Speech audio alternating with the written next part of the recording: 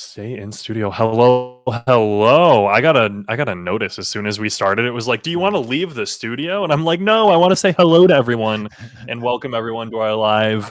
This is the Good Rep Media channel. My name is Cody. I am joined by Eric. How are you doing, dude? I'm great. Hell yeah. I'm just going through right now and I'm getting our normal setups going. But Mhm. I'm curious if anyone on the live stream, I know there's going to be no one here right now, but we're gonna see how well. Oh my goodness! Don't auto correct me. Ooh, now I got that link. Sorry, I'm just getting links to everyone right now. Yeah, do Well, your how have thing. you been, man? What have you been up to? How's life been treating you? I've been good. Today was the kids' first day back at school, which is always exciting because we get a slight return to normalcy, Oh, and that'll be fun. But other than that, yeah. it's just been great. Summer was awesome. We like milked summer to the very end. Which I mean, you kind of need to do these days. Like, we're both in Michigan. For everyone listening, if you don't know, we're in Michigan. We definitely get fall and winter, Yeah. and we get like the most winter of winters. I feel like some Mhm. people they're like, yeah, I live in Montana, I've had winter. I live in Seattle, I have winter. It's like, no, it's not the same if you're not surrounded by a bunch of lakes. You know what I Yeah. mean? Oh, there ain't no winter like a Midwest winter, you know. Well, it's dude, that lake effect snow is actually insane. Believe it or Yeah, it's not. wild. When I was in Detroit, it'd be like inches, and then Grand Mhm. Rapids is like feet, and then the lake shore is like meters. Yeah, Like, I saw people digging down into their mailbox. That's wild. I've seen the videos, especially on TikTok, of people who are like they have to dig out their doors and stuff like that. And Yeah. I've had to do that more than anything. Like you see those things like, oh, you had to walk uphill both ways. Like you think of all these like old timey ways people used to have to go through the world. Dude, I was born in '94 and I had to dig my way out my front door when I was like 16 years old. Like that was Yeah, legitimately a thing we had to do. and, I mean, in Michigan, some of us do have to walk uphill both ways because we live near the mystery spot. Oh my god, man. Did you actually see all of the stuff talking about the AI data centers are going to drain the Great Lakes? They've been Oh, I talking about it? Yeah. so I've been kind of rabbit holing the AI stuff, Yeah. and it here's the adventure is how it went. I was looking and it was like, AI is going to destroy the world, but all this other stuff's going to destroy the world. And what I came to learn, actually, this is through using AI, because I Mhm. asked ChatGPT. I was talking about something with environmentalism and conservation and all that. Yeah. And it was like, all these problems that you have because you're a millennial and you've been conditioned to think of the environment before you throw away a paper cup. It's like, oh, Mhm. oh no, where do I put this? Yeah. I got to think of the sea turtles. The sea Mhm. turtles need me to think of this. And they don't. They fixed it all. It was like acid rain was fixed. You remember how there was a hole in the ozone layer? They fixed it. It was over like Antarctica. And they've been because they banned CFCs and all these other things. They've basically reversed it, and that hole is going to be fully healed in our lifetime. And the Siberian tigers are Actually? popping off, and pandas are popping off, and all these endangered species are being moved to like less endangered. And I was like, we're doing so good. And I was like, I am going to throw away this cup. That was your takeaway? I mean, my takeaway was we fix the problems as they come up. And the AI thing is going to get fixed too. I saw this thing saying, how like ChatGPT 5 was supposed to be closest to a person you're ever going to get. And it was like Mhm. slightly better than 4, worse than 4 for a lot of people too. It's Yeah. like it was lateral. It was not a movement. And people are responding to that now. And that's going to affect like the markets and stuff because we're seeing that it caps. Like it Yeah. definitely caps. And someone speculated that if they were to get AI to the point where it had full human cognition, there's not enough resources on the planet to do it for the computing or for just the money it would take to fund that.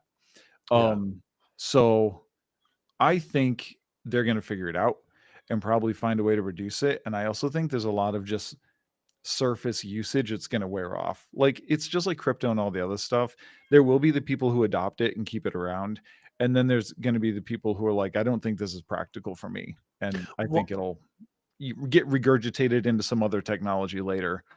yeah, and I will say flat out, I've been paying attention to it on my end but much more of the like, hey, so we're in the AI glut of going to the moon. It's gonna Mhm. peak, and we're going to be creating these ginormous models. But especially when they released that ChatGPT 5, I saw a lot of news and a lot of people talking about the idea of like these sleek, smaller models that can run off your thumb drive are Yeah. exactly what you're going to want. You're going to want a specific AI to solve a problem. And you already see it these days with people, especially like in the developers sphere, where, hey, I'm a developer, I use Claude, I'm a developer, I use this. Mhm. We are creating specific AI, smaller scale, to target developers, and it's to Yeah. help you code specifically. Can it help you order your groceries and come up with a shopping list? Sure, but that's not what it was made for. It's made to code. And I Yeah. think that's where we're going to like make our way towards. We're not going to have the website of everything. We're not going to have Google that does all of the things.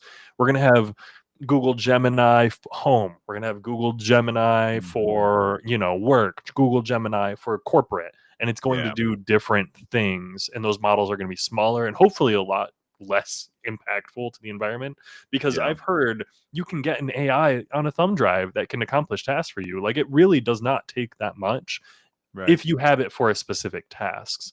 Now, I don't know enough about that because I do. I mean, I've seen stuff about how the AI, if we keep up with the current pace, the Great Lakes are going to be drained in 10 years, like doomsday scenario stuff. And that Yeah. seems a little far. Yeah. But the winters might be a little easier. Mm. That's why they're putting all of the data centers in what, New York and all of that. Like, weren't they looking at like Pennsylvania, New York, or I Maine or something for all of these like huge data centers? I don't know. I don't know about that bit. I just know that Well, there's the data center in the freaking Grand Rapids pyramid thing, whatever the oh Opry yeah, yeah, building yeah. is over there. I so I Fun fact, I saw a news story. And did you ever follow like NASCAR and racing and stuff like that? I wouldn't say I followed it, but I watched random races with my uncle. I was gonna say, so if I say like Jeff Gordon and Dale Earnhardt, you Yeah. recognize those names. Yeah, yeah, yeah. Rest in peace. Number 3. Yeah, rest in peace, Dale Earnhardt, number 3. Straight up. I watched that was one of the races I watched, actually. I only I saw maybe half a dozen races in my life, and I saw the one, like, live where he died. It was crazy. Yeah, I my dad used to watch it all the time, all of the races. We went to a few, and I remember watching Dale Earnhardt like on live TV. Like, Yeah, that is core memory almost for me. yeah. Just kind of crazy. And then I remember watching Junior for the next couple of years in the number 8. Mhm, Junior, Jimmy Johnson, and Jeff Gordon, man. And I'm not even a mhm. racing fan. Like, I don't. None of this is. This is We play just being an Magic the Gathering and American, Dungeons and okay? Dragons. If you live in Michigan, you know those Michigan's country enough It that is. it's You not can't live insulated here. from NASCAR. You can't live here without having that tangential knowledge. But I Yeah. bring that up because Dale Earnhardt's wife is still alive, or widow, Mhm, and she is trying to repurpose Dale Earnhardt's ranch land mhm. into data centers Oh, for yeah. AI. And it's the most like dystopian thing in the world It because sounds un-American. it does. It was absolutely crazy. It was the most like Midwestern headline in the world. It was like Dale Earnhardt's widow to repurpose 200 acres or 2,000 acres or whatever. And it was like she was fighting against the locals to get it all reincorporated for data centers, because obviously they Oh, wanted all of this glorious land in their state and their county, but yeah. no data centers. And so she's like Man. fighting the local village, the local town, to try Yeah. to get her area rezoned for these data centers. And it was a whole Well, like. that's gonna I mean, that's even gonna put the Dollar General out of business Mhm. if they do that. Oh my goodness. Well, I keep seeing people talk about on one end like the jobs in these data centers. Have you seen anything about that? Because aren't these data centers supposed to be like 5 people on like multi-acre server rooms, and all they do is they walk around and maintain and clean? Like, I there's not feel much to like do at these data centers, are there? I mean, I feel like there's probably a lot of people on standby for, like, when things go bad. It's one of those things where, like, I just think IT in general, there's very little maintenance and there's a lot of reactivity, Hmm. and I think, like, there are levels where you have to upgrade things and, like, it's like The Golden Gate Bridge, like by the time they finish painting it, they have to start painting it again, Hmm. and I think that's like technology in general, because even as a developer, I go to clients all the time and I'm like, hey, whatever technology this was built with, we need to do updates, or we get to a point where there's end of life and we have to rebuild. And I mean, at the pace of things now, that can be 3 years on the lowest, but highest, I mean, 8 to 10 years is where you want stuff like that. Hmm. Um, but that's a difficult pill for people to swallow, because a lot of times you're talking about rebuilding a whole, architecture. So I think when you're looking at just technology maintenance in general, that's kind of what should be happening. It's Yeah. not always what is happening. And I'd imagine there's probably security, like a lot of security stuff too, right? Yeah. Well, I mean, security stuff, updating, like making sure that the grounds themselves are safe. So hiring a security company, I mean, hell, yeah. But maintenance on the robots is like a whole thing. I'm trying to remember. There was a show I watched recently. I think it might have even been like a Black Mirror episode or something like that, Mm, where basically a construction crew was working and they got replaced by robots, and they kept the foreman but lost all the ground guys, and the foreman kept his job monitoring all of these AI bodies that basically would go and do all of the work. mhm. And the whole idea of like transitioning to this, hey, you're monitoring AI, you're monitoring the robots, you're not out there doing the thing, you're kind of literally sitting around to boss them around and tell them what to do. Yeah. I get it. I kind of vibe with it, but also I don't know. That seems dystopian. All of this stuff seems so dystopian to me. Like as Yeah. soon as my apartment started recording my face to like Yeah. open the door, I was like, okay, we live in the future. It doesn't help that it looks like a giant cement castle. True. Very. What is that? What is it called in Brutalist. Oh, sorry. Brutalist? Yeah, Was Brutalist. It's that it? exactly Oh, what. I Yeah, love it. I got it literally you predicted it. I Exactly what I was thinking of. It's like Brutalist. my favorite architecture style. I don't know if I could ever live in a home like that, but I loved is the whole reason I loved Archive 81 was because the house was like that Ah, yeah, yeah, mid-century yeah. brutalist. I was like, "Oh, put horror here. Yes. This Mm, is perfect." which they're not doing another season of that, correct? Nope. Never That got and renewed. Chaos got killed, and That and Chaos got I killed, which is wasn't upset awful. about Archive 81. The ending was they gave away too much. There was no incentive to watch anymore? Yeah, that's fair. But with that said, as we get through this introduction, I mainly wanted to get in here and talk to you about content creation because you have a new song that's coming out or already released. It's on platforms, but you Yeah. haven't like. It's and let's talk about this Yeah, exact yeah, yeah. thing.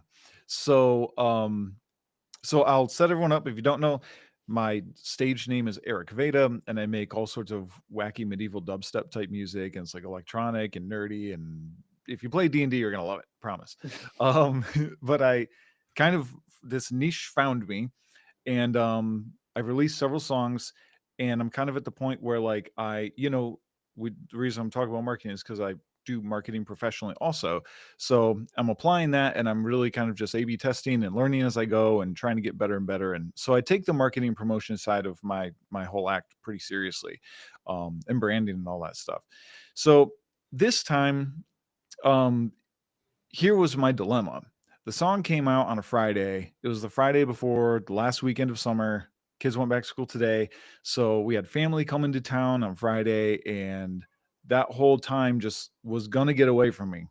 So I was like, okay, I need to like reason with this because, when I set the date, I didn't really have plans. I was like, I'll be there and I'll make all the TikToks and I'll do all the stuff.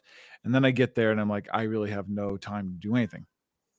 So I was like, okay, what can I do? What should I do? What should be the order of events? And I kind of came to realize that blasting everything out at once really isn't necessary.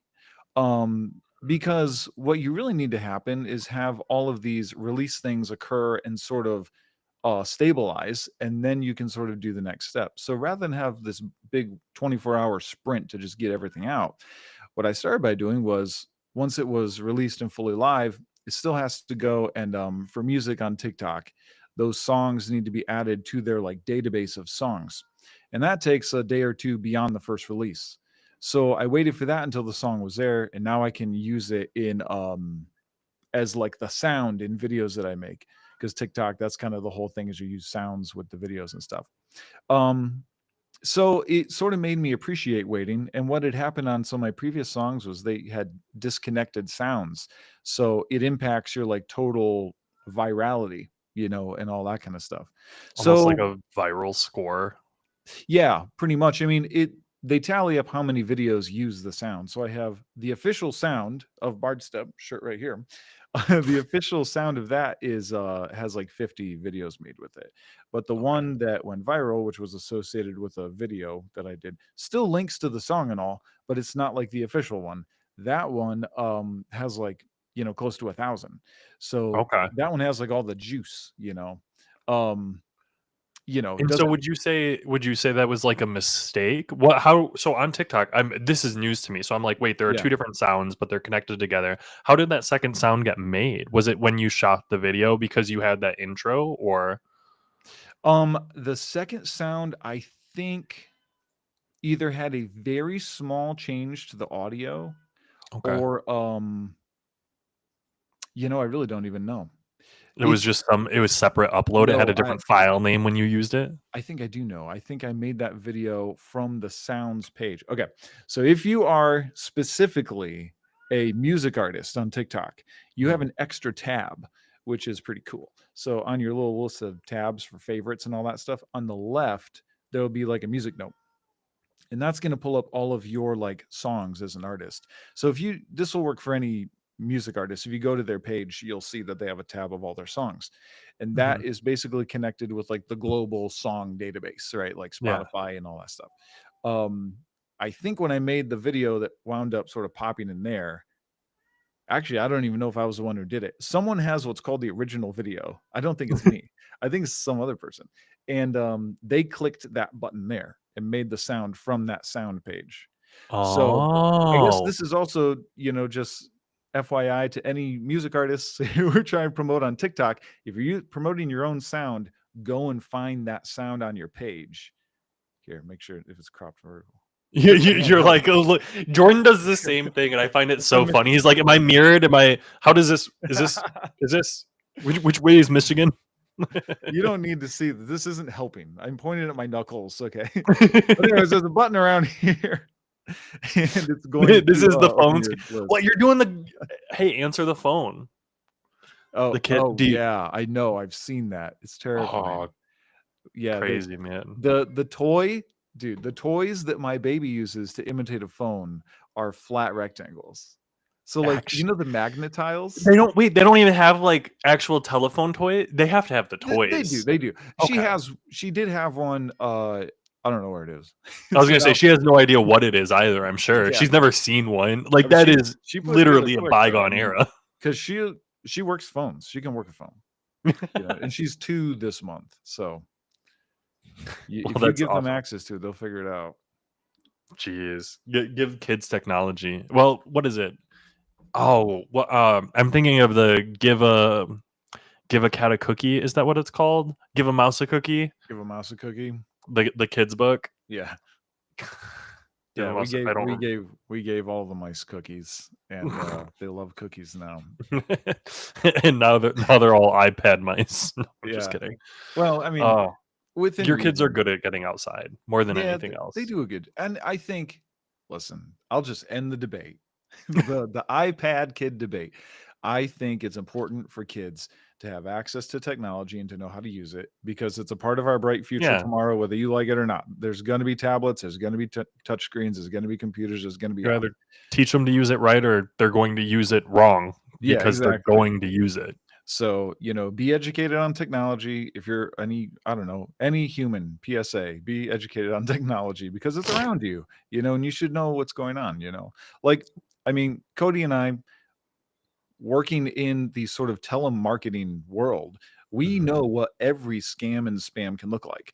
Every one Yeah. of them. We will never get scammed or spammed. Like, Oh, dude. Okay, one sec. I want to say the new AI stuff. It's gonna get me eventually, and when it does, I'll retire. Like that will be my retirement. yeah, But that's the time. I 100% agree. We see so much spam, scam. Like we operate in that space. and because we operate in that space, we recognize when, hey, that email's a spam.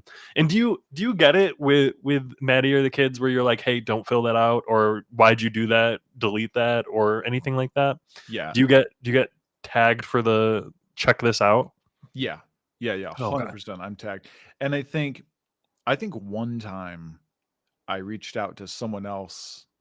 Maybe even you, but it was Hmm. another person in this world, and I was like, "What do you think of this?" Because I'm gonna.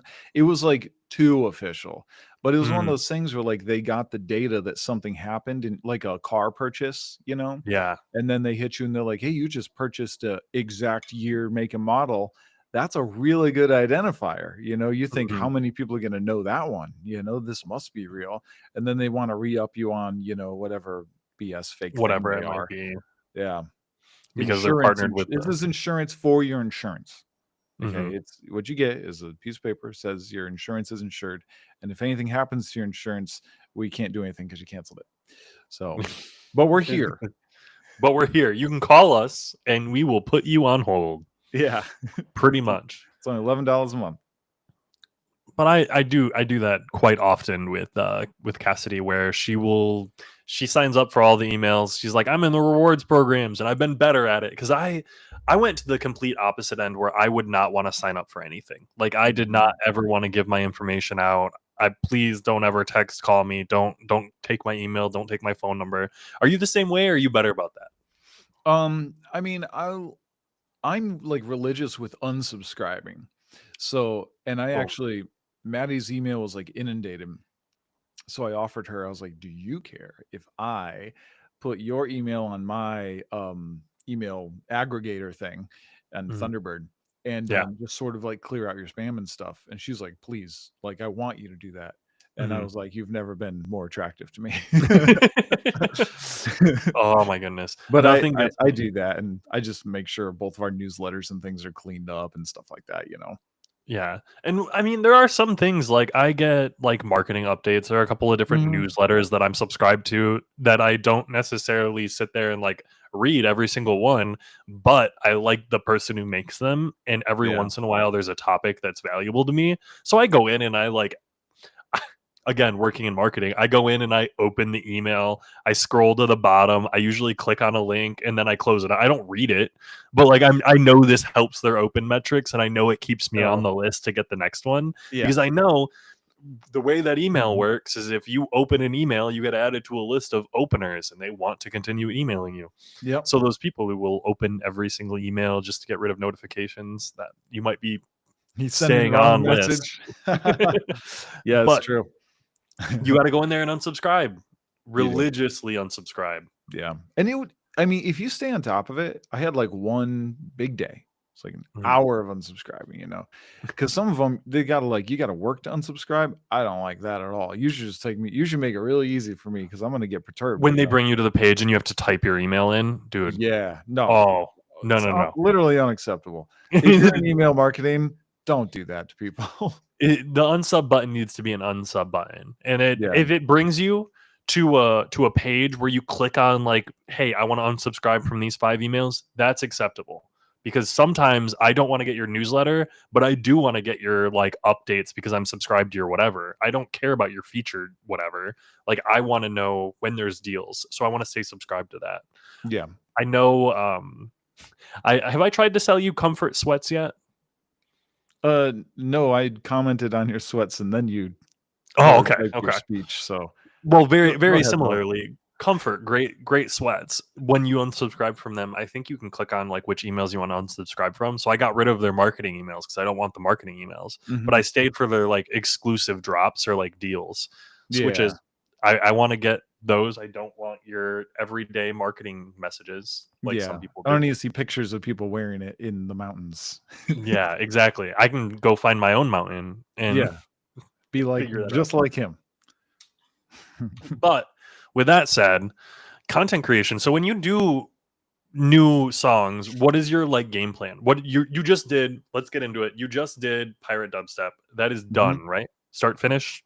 Yep, that's done and out there. And uh what I normally do is I write like I write the hook that's going to go in a video, honestly, Mhm. because I'm kind of at the point where I do play to it, you know, and I think dubstep is like perfect for that. Like Yeah. it can play to content creation because it always has a build up and a hit, like a drop, Mhm. you know, and like that's so easy to work with. You can make a million different videos off of that just concept. So it always has that, and that's always the part I'm kind of like, you know, focused on producing. So I Yeah. get that put together. Generally produced. I normally do a video, tease the idea. That's what I did with the first, you know, one here.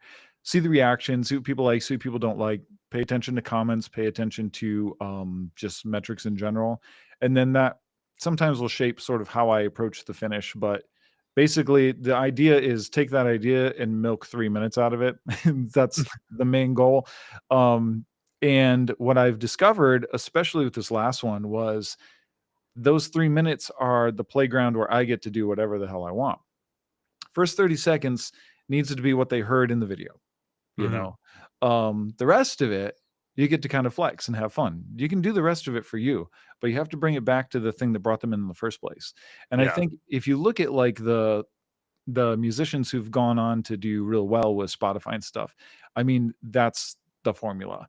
You know, like the A B Mhm. C D E F you and your mom and you, that one Yeah. by Gail.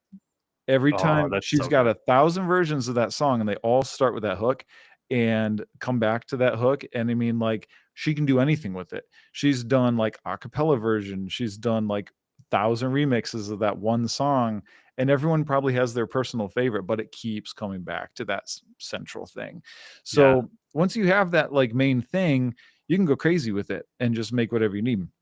Well, now pause real quick. Is that main thing, is that the hook specifically, or can that be in the middle? Like, does it need to be that intro to the song? Because personally, for me, on I've been doing YouTube. I've been trying to do this YouTube channel a little bit, and I've been noticing that I'll get recommended or I'll get auto played, and I will get 5, 10, 15-second views, and then I click off, and so that 15-second intro part of the video needs to be on point and get people to stay for the Yeah. video.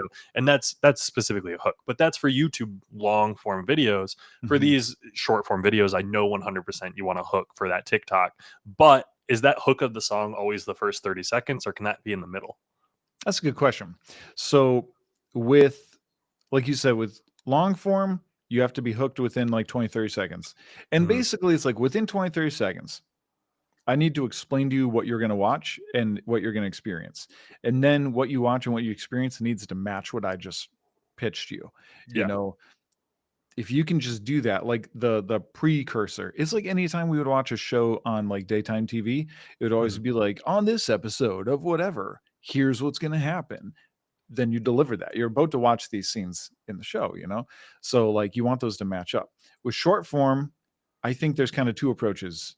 There is don't do that at all and just let it unfold naturally and try and surprise people and hopefully get a million likes and I watch it just because there's a million likes and I know at some point this dog's going to do something funny, right? That's one approach. The other approach is same deal. Telegraph exactly what it's going to be within the first like 3 seconds. Now for Mhm. me, that is the almost all my videos are not me talking, it's just the song. But like we were saying, it's a dubstep song, so I have this build up and drop. When you start to hear a build up, you know it's a build up. You know, Mhm. so if I can communicate that there's a build up coming, and something to anticipate, then you'll probably hang with me to the thing to hear how drop is, you know? I was gonna say dubstep. I think leads itself pretty well to having a hook, because it's like, okay, is if I open up the video and it's like I hear the music kind of building to something, and I Mhm, see like the intro, like I'm imagining your very first was it Wizards and Gnomes video, because mhm, I that first 10 seconds I think you did like almost perfectly, where you had like the sound in the background is starting to build up, and mhm, you're sitting down at your like computer, like working or something, shoots over, you're coming in as a different character, mhm. shoots over back and forth, and then all of a sudden you changed outfits, and all of that happened in like the first 7 or 10 seconds, I want to say. Yeah, And that's like an amazing, okay, back and forth, and then you dive into it and you see what it's going to be. It's an escalation of, okay, we're prim and proper sitting at a computer desk working, to, okay, I'm dressed in a linen shirt and I'm, you know, rocking out with some dubstep, and that Mhm. happens really quickly in that intro. I loved it. Yeah, thank you.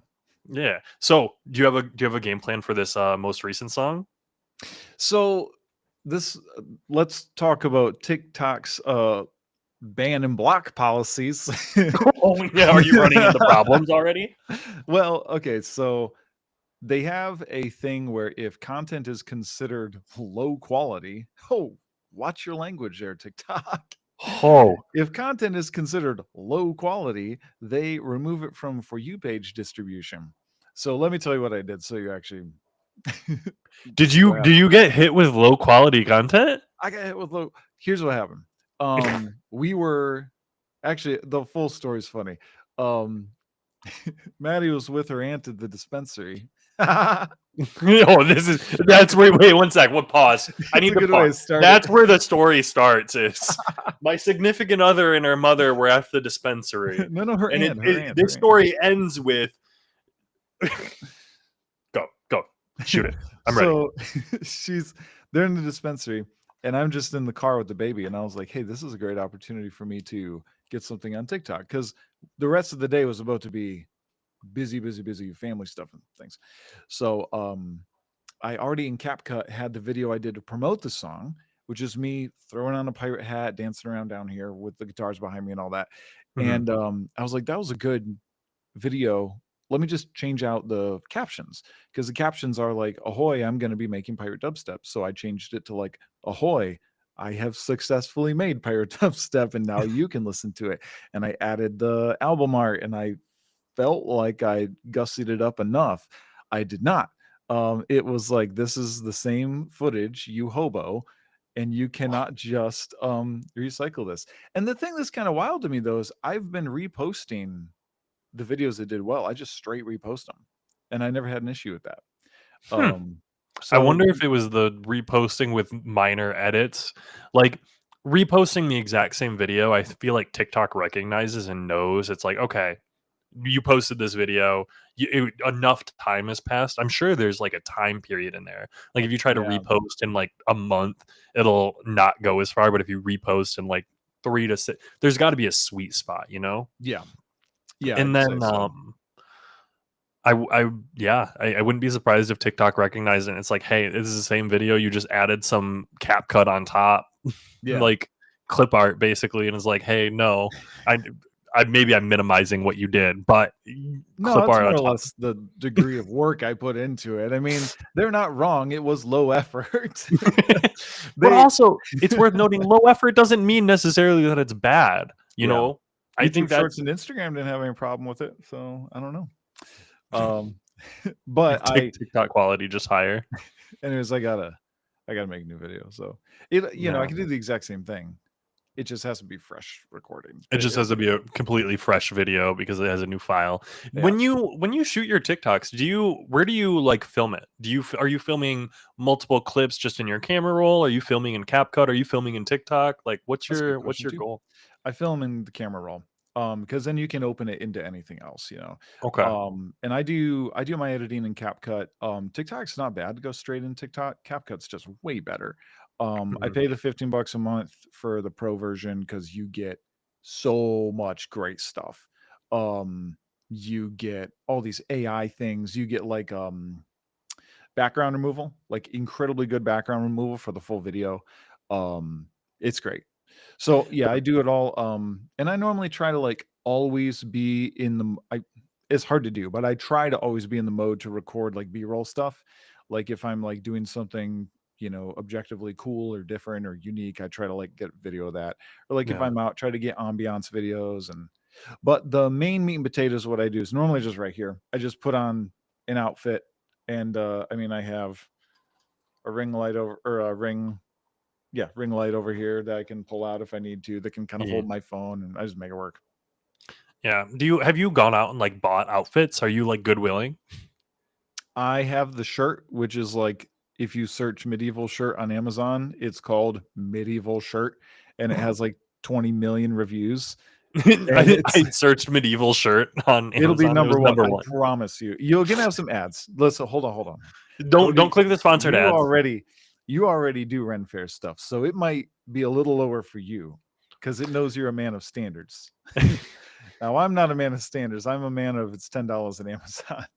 Hey man, sometimes $10 on Amazon is what you need. I'm over here. I've nailed down my Renaissance Fair stuff. Which, fun fact, I went to Renaissance Fair this past weekend. A lot of fun. Horribly expensive. And I'm gonna be real. We've always done 2 days, Mm-hmm.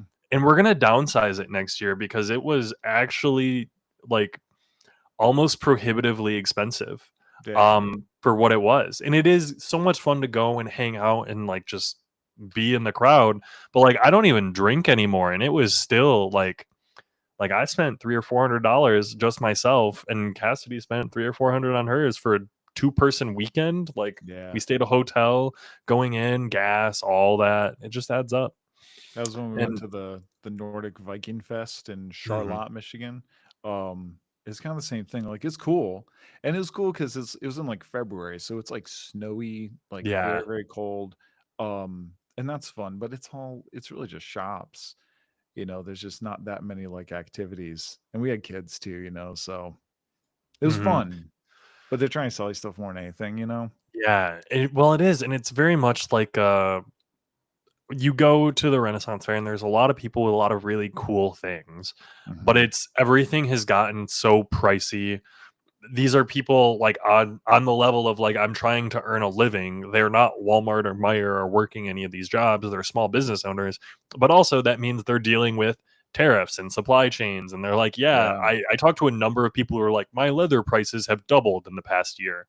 Like Hmm. straight up, the leather that they buy to make their leather purses and leather, whatever they're making has doubled. The metal that they were getting, they can no longer get.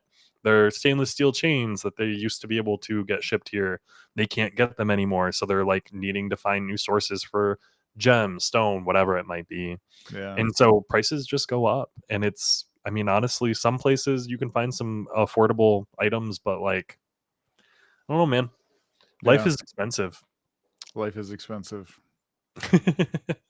But, It's anyways. any conversation that starts with millennials talking about something they enjoy will end with them saying life is expensive. Oh my goodness. It's hard too because it's like I want to be like, yeah, Ren Fair is great. We got to dress up. I really enjoy getting into the costumes. I've Mhm. wanted to like expand my costume, but I also like if I wanted to add one of those like leather arm guards, it's like Mhm. $150 for a little leather arm guard. And I'm Yeah. like, that'd be really cool, but I'm gonna wear it for Ren Fair and maybe Halloween.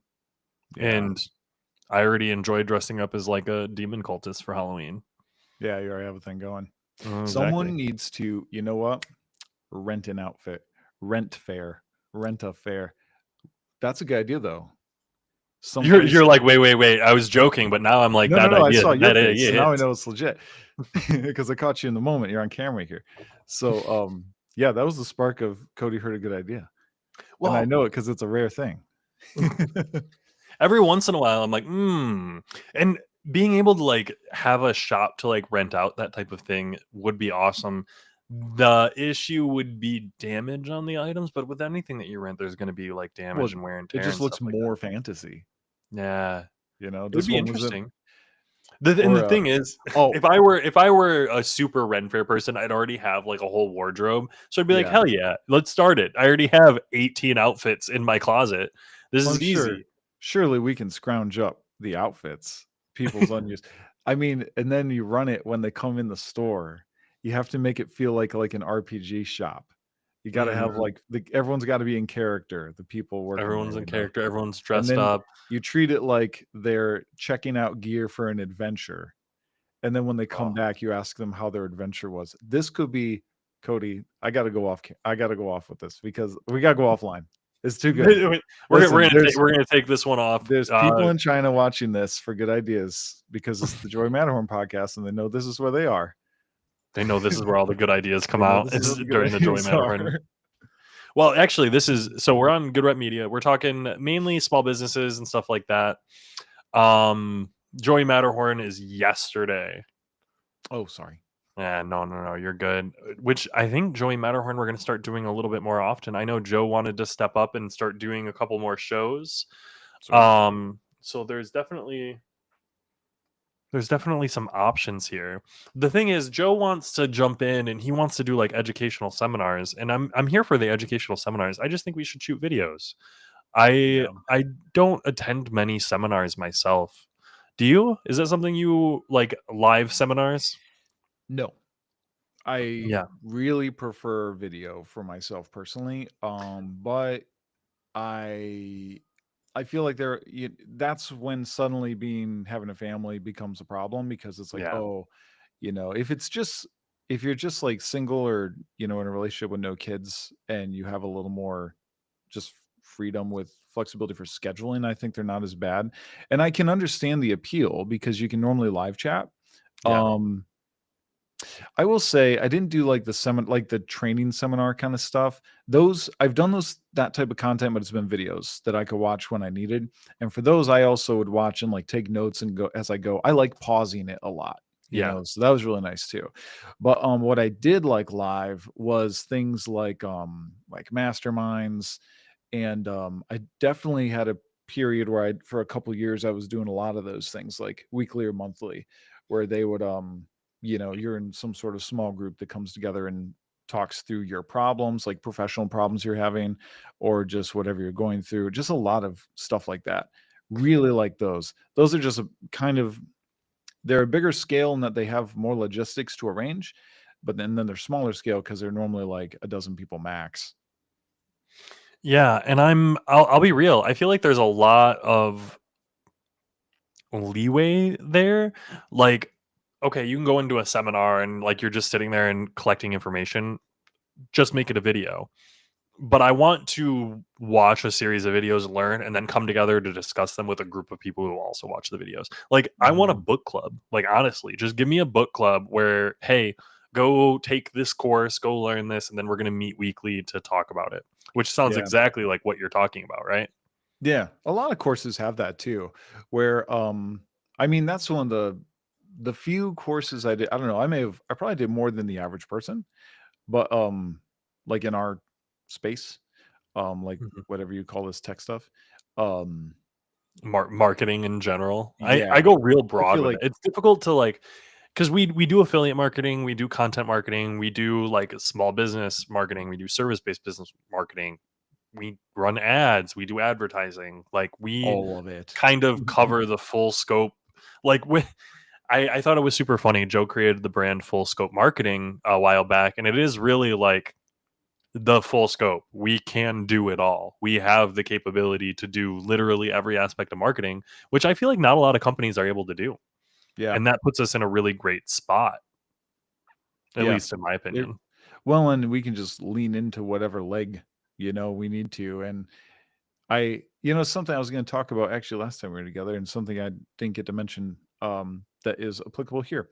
And that is one of the things I noticed when I first met Joe was so previous to Joe, I was working with a bunch of startups, and startups tend to be like, I called it 80/20.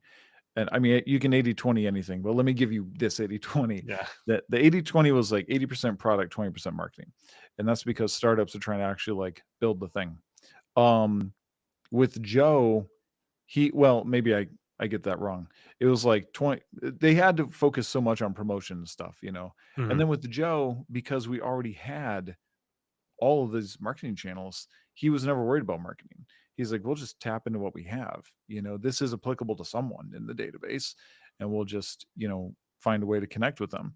Um, and that was so cool because for me, as the person who's in like the seat of product development, like I can just focus on product. I don't need the marketing team, you know, uh, telling me, we have to make sure it's satisfying these particular things. We'll find the people. We're very, very good at connecting products and services and offers with the people who need Yeah. them. And when you have that skill already down, like you really can just focus on building really great products. Mhm. Well, and I that's where we end up with like the too many cooks in the kitchen scenario, because it's like, hey, this is an idea that I have. What do y'all think? And you shove that out to 50 people and they're like, hey, we can do all of this. Here's all of these like additions. Here's what everyone thinks.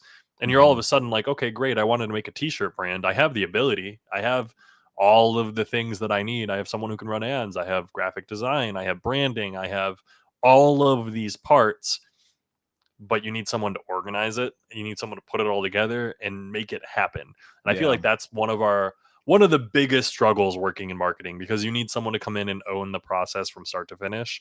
When Hmm. you are smaller, boutique, when you're doing one specific thing, there's someone at the top usually leading everyone. But when you get into these like a little bit more broad, a little bit more spread out, it's a lot more difficult, I feel. Yeah. And I think there's so many different, like completely different verticals for us, Yeah. that there's just like, I mean, like pets and retirement and home ownership, and it's just all over. So, it's when you do have to gear shift, it's a huge gear shift, Yeah. Well, and I'm and thinking it was specifically for content creation here. I'm like, okay, when we write an article, it's like you're going to write an article for Joey Matterhorn or for Good Rep or a marketing agency, blah, blah, blah. And then I also need to write an article about a skin spa. And then I need to write an article about a lawn care company. Mhm. And then we need to write an article about, a call center software that we've got, as well as a TCPA validation software. So you're Mhm. hitting these like very different content spheres when we're creating this content. And Yeah. I think it keeps things interesting, but oh my goodness, is it a lot to keep on your plate? I think it's probably been what's you know, made me smarter than anything else. Like, I get introduced to a new brand, I need to figure out, okay, what is TCPA validation? Why do we need this? What does this do? How does this work? Yeah. What is okay? Joey Matterhorn wants to make a landing page builder. What's landing page builder? Let me look at all of these. How does this work? Mhm. I think, something I've recently started to experience just like in life, even especially professionally in content creation and all that, is I'm kind of at the point now where I have protocols in place and I have a rhythm to what I'm doing. And I'm not constantly like exactly what you described, like, okay, I have to learn this thing. I'm kind of at the point where I'm not really in learning phase. I'm in just doing. Like, Hmm. and I think of it like when you first learn a new job, like in blue collar, it's like this is how you work our, you know, pallet jacks, and here's how you handle these things. You are learning for like, months, and then you get to that point where you just know all this stuff. It's just how Yep. you operate. Um, and it's why for me, I've been so used to being all over the place in really all my life. Like, and like personally, I'm newer to a stable life. So like In general. yeah, like recently remarried and we have a baby, and like we're not planning to move anytime soon. Like we got a good stable thing going. And it's like it's such a new headspace to be in for me. And I'm in that headspace in like all these different ways. And it's do I dare say peaceful. But Well, you yeah. get to be a little more selective with what you learn too. And that's really cool too. Like once you have your core thing so you can function and move the machine forward, and you know how to do that, now we can start paying attention to other things. And that's really freeing too. Yeah. And I will say, so for content creation stuff, when you are describing like, okay, I'm going into TikTok, this is how I shoot my videos, this is how I organize. Hmm. I feel like those types of skills, one, it's almost like a hobby, because you're learning marketing by doing something different. Like, Yeah. you've made pages, you've done music stuff before, but you've not done TikTok and like these funny bard step, pirate dubstep, these types of like little things before. And so you're building up that skill set. And that skill set's going to sit with Hmm. you forever. Similarly, when I'm creating YouTube videos, like I've never used Canva before. I've never used transparency background tools or like image editing or video editing. I've never like used OBS to like screen record and blah blah blah blah. But you Hmm. learn all those skills, and so I'm at the point in my life where I'm not learning new skills for like work. Like I know all the skills. I need to like get deeper into them. Like, I know Google Analytics. Can I spend more time learning Google Analytics? Yeah. But I know how it works. I know how to Yeah. functionally get it to do what I need it to do. Same thing with all of the tools that I use for the job. But now I'm like, okay, what about these other tools that I've not had the chance to use before that I have interest in? Let me go use Canva. Let me figure out how video recording works. Let me figure out how all of this content stuff works, so that I Hmm. have a better like context for when I'm, requesting it or working on it with clients or anyone else. Yeah. And I think that is like being able to do it for myself has been so much nicer than needing to do it for the company, if that Yeah. makes sense. Because you have a little more control over the context, so you can kind of allow yourself to get into little tangents and stuff. Mhm. Um, and I think that was the thing for me, was tightening up that habit, even where, if I'm playing with something new, I do treat it as like playing. So it's like I can Mhm. go and like you said, when you first discover transparent backgrounds and image layering, you feel like God, because it's like I can make this cat look like it's on top of my house, Mhm. and I'm going to make Oh, that picture and send it to everyone and tell them how yep. good I am at You Canva. just start making memes, man. That Yeah, first you week do. that I learned Canva, I, like, paid for it, and I'm like, "Here's my memes." Yep. First thing you Anytime I have an idea. do. No more watermarks for me, man. I've But got that adult money to get pro yeah. version of Canva now. Oof. But with it was experimental and playful for a minute, and then I started to see kind of what moved the needle, and I was like, okay, wait a minute, this performed way better than this in a Mhm. context. So now we're going to stick with this, and we're just going to improve this. And when you start to apply that sort of like that like observational discipline, where you're paying attention to metrics and what works and stuff, like whenever I run ads or anything like that, I always, or run content and stuff, I look back. It's not hard to look at metrics. There's Mhm. a graph, and some things are going to be higher, and those ones are the good ones. Yep. It's like literally just scan it, find the good ones, and duplicate that. And I mean, if there is a secret to short form content, it is that. And you see it, like the people who find the bit that works and they just become that person. There's a tragedy to that, just like, Yeah. I think that is definitely sort of a dystopic, tragic thing that occurs, is people just lean into their bits, but also like there is that's also just recognizing your niche. Yeah. But sometimes it's people doing really stupid things over and over, which is the Well, tragic part. yeah, I was gonna say, you mentioned that, and I immediately think of,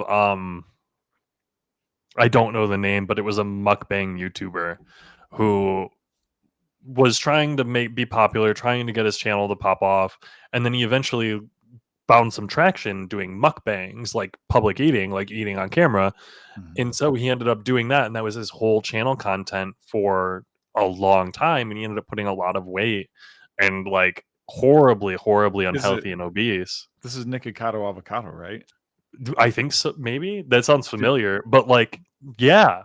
He found his niche, but his niche was, like, horribly, horribly unhealthy for him. wait, but do you know what happened like last year with him? Did he did he die? I don't think I don't listen. Okay, so I'm gonna tell you what I saw, and I'm gonna let chat fill in the rest. Okay. But so check this out. He did like a year of pre-recorded videos of Mhm. him in that state. Oh!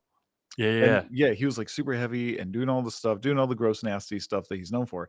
And then he did this one video where he was like 160 pounds, and he was like, yeah, it's me.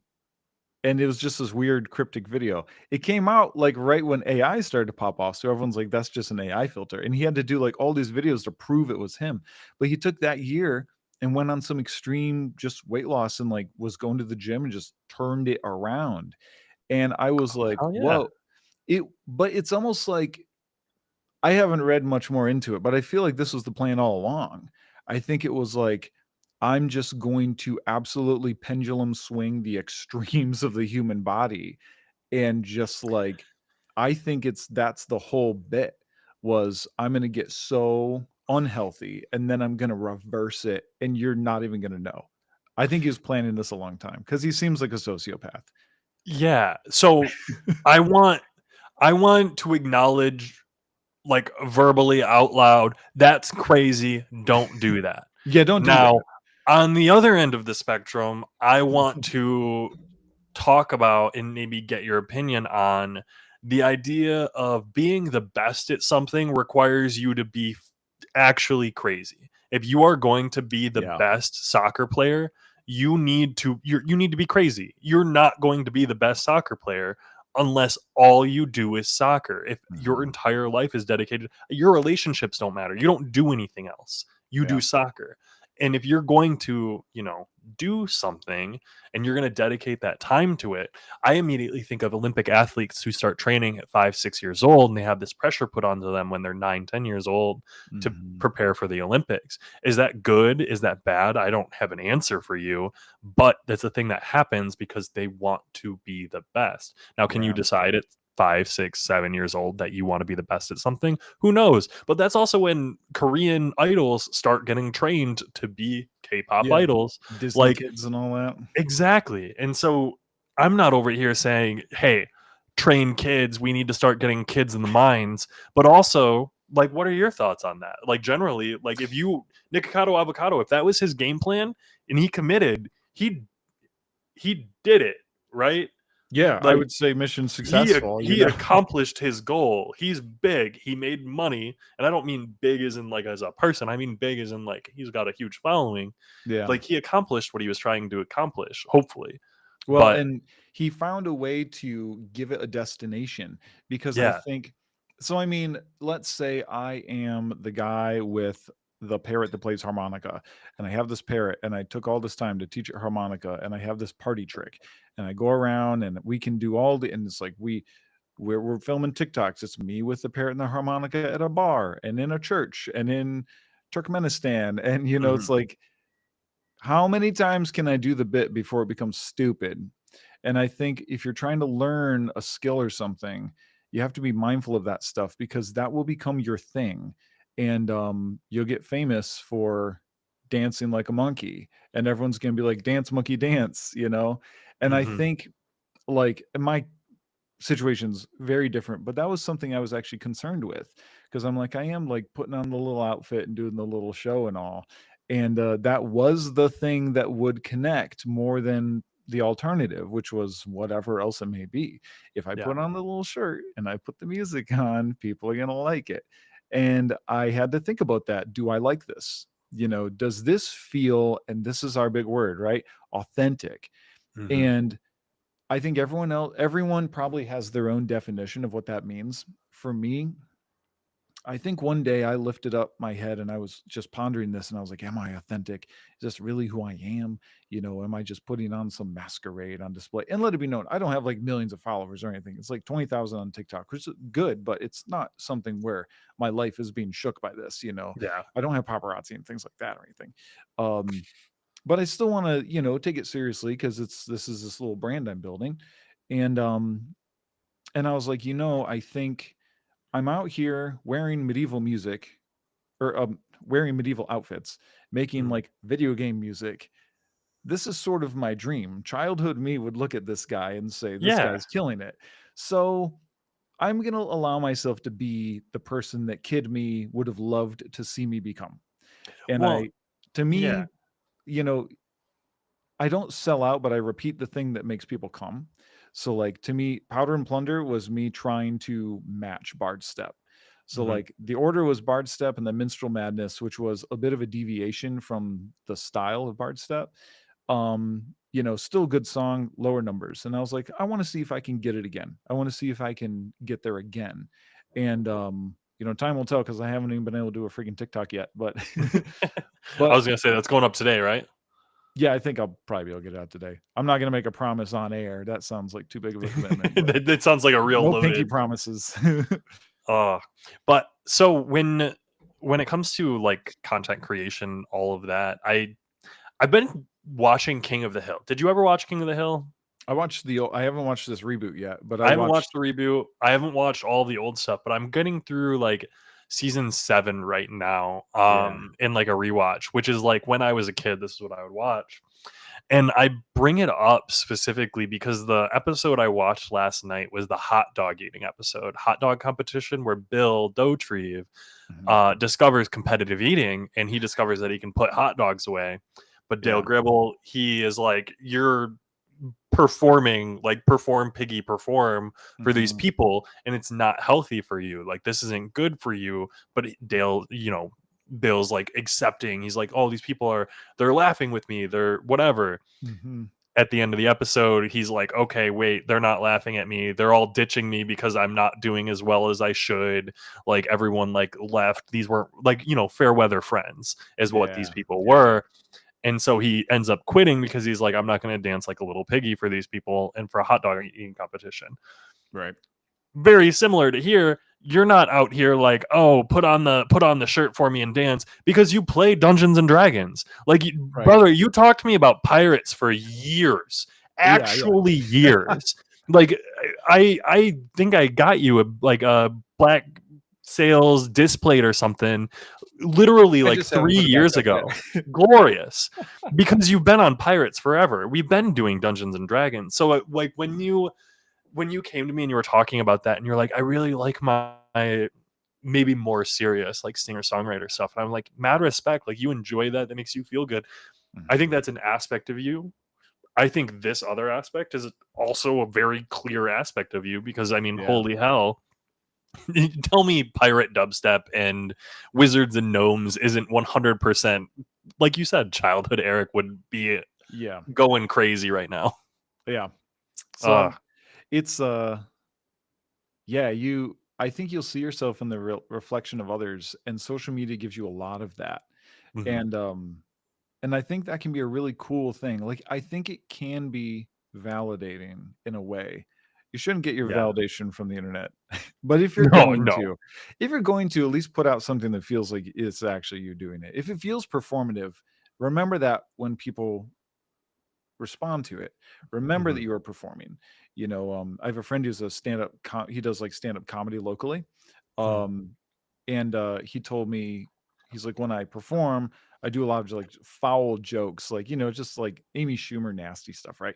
And he's like, I'm playing a character, so he's like, I have had people say things afterwards, and I tell them like, hey, that's not me, it's the character of this awful guy, and that's sort of it's ironic in a way. And I think most people can pick up on that stuff, but as creators, you have to remember where you were, because you are probably acting, and you are putting on a performance to some degree. And there's that line that it's good to know when you are being inauthentic, so you can disclaim yourself, and sort of indemnify yourself from, taking things to heart. Yeah. And I mean, dealing with that feedback, I think honestly, I'd like to dive more into that. We're hitting time here, which I'm like, dang, because I know specifically Jordan has dealt with getting some feedback before where it's like, hey, Jordan, you interrupt a lot. Like, I remember Sarah commented that in one of our lives, and Jordan, it got to him. He was like, oh, what's going on? What happened here? But it wasn't anything like serious. It wasn't a big deal. It was just like hey, we noticed it once. Ha ha ha ha. You can't let that get to you. You gotta stay out there. You're gonna have little negative comments. You're gonna have little positive comments too. Maybe they're complimenting the character and not you. And I feel like that's a whole topic to dive into. Maybe not one that we have all the time for right now, but sure. Anyways, with that, any closing thoughts, any closing ideas before we hop out of here? I really appreciate you hopping on and being ready to go for the Good Rep Media Lunch with the Boys. I think you're one of our favorite recurring guests. So, oh shucks, well, I'm always glad to be here, and thanks for having me as always. And go forth and create. I don't know, summer's done for me.